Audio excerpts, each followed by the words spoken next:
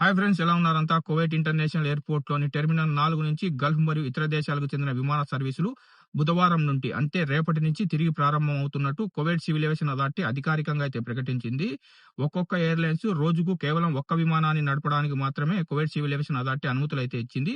ఉదయం 4 గంటల నుంచి రాత్రి 10 గంటల వరకు ఈ విమానాలైతే నడవనున్నాయి. టాపిక్‌లోకెళ్తే కువైట్ ఇంటర్నేషనల్ ఎయిర్‌పోర్ట్‌లోని టెర్మినల్ 4 ద్వారా పరిమిత విమాన సర్వీసులను తిరిగి ప్రారంభిస్తున్నట్టు కువైట్ సివిల్ ఏవియేషన్ అథారిటీ అధికారికంగా అయితే ప్రకటించింది. అధికారులు తెలిపిన వివరాల ప్రకారం ఈ నిర్ణయం ప్రయాణికుల సౌకర్యం కల్పించడం, ఎయిర్‌లైన్స్ కార్యకలాపాలను సాగించడం మరియు దేశంలో విమాన రవాణా సేవలను సాధారణ స్థితికి తీసుకురావడం కోసం అయితే తీసుకున్నారు. ఈ ఆపరేషన్ ప్లాన్ ప్రకారం బుధవారం నుంచి ప్రతిరోజు ఉదయం 4 గంటల నుంచి రాత్రి 10 గంటల వరకు టెర్మినల్ 4 ద్వారా విమానాలైతే నడవనున్నాయి. మొదటి దశలో పాల్గొనే ప్రతి ఎయిర్‌లైన్స్ కు రోజుకు ఒక్క విమానం నడిపేందుకు అనుమతులు ఇవ్వనున్నారు. తర్వాత ప్రయాణికుల డిమాండ్‌ను బట్టి సర్వీసులనైతే క్రమంగా పెంచుతారు.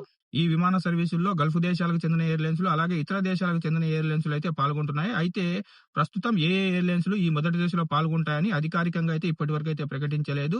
సివిల్ ఏవియేషన్ అధికారిక ప్రతినిధి అయిన అబ్దుల్ రాజీ గారు మాట్లాడుతూ బుధవారం నుంచి విమానాలు ప్రారంభమవుతాయని, రాబోయే రోజుల్లో ప్రయాణికుల సంఖ్య పెరిగే అవకాశం ఉందని ఆయనైతే తెలిపారు. ప్రయాణికులకు మెరుగైన సేవలు అందించేందుకు టెర్మినల్‌లో మొత్తం 50 చెక్-ఇన్ కౌంటర్లు అందుబాటులో ఉంచుతారు. పాస్‌పోర్ట్ కంట్రోల్ మరియు భద్రతా తనిఖీల కేంద్రాలు కూడా పూర్తి స్థాయిలో పనిచేయనున్నాయి.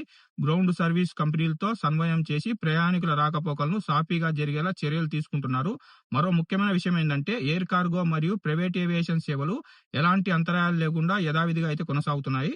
అలాగే ప్రయాణికులు తప్పనిసరిగా తమ విమానం బయలుదేరే సమయానికి కనీసం 3 గంటల ముందు విమానాశ్రయానికి చేరుకోవాలని అధికారులు అయితే సూచించారు. అలాగే విమాన వివరాలు, టెర్మినల్ సమాచారం మరియు షెడ్యూల్ మార్పుల కోసం తమ ఎయిర్‌లైన్స్ ను ముందుగానే సంప్రదించాలని ఆయనైతే కోరడం జరిగింది. టెర్మినల్ వద్ద రద్దీని తగ్గించేందుకు అనవసరం లేని వ్యక్తులు ఎయిర్‌పోర్ట్‌కు రావద్దని కూడా ఆయనైతే సూచించారు. దీంతో ట్రాఫిక్ సమస్యలు తగ్గి ప్రయాణికులు మరింత సౌకర్యం ఉంటుందని ఆయనైతే పేర్కొనడం అయితే జరిగింది. మొత్తానికి కువైట్ ప్రభుత్వం మరియు కువైట్ సివిల్ ఏవియేషన్ అథారిటీ అధికారులు విమాన రాకపోకలను సక్రమంగా సాధారణ స్థితికి తీసుకురావడానికి ఈ కీలక నిర్ణయం అయితే తీసుకున్నారు. దీనివల్ల కువైట్‌లో నివసిస్తున్న పౌరులు, ప్రవాసులు మరియు ఇతర ప్రయాణికులకు మరిన్ని ప్రయాణ అవకాశాలు అయితే అందుబాటులోకి అయితే రానున్నాయి. ఫ్రెండ్స్, ఈ అప్డేట్ మీకు ఉపయోగపడితే వీడియోను లైక్ చేయండి. వీడియోను మర్చిపోకుండా షేర్ చేయండి.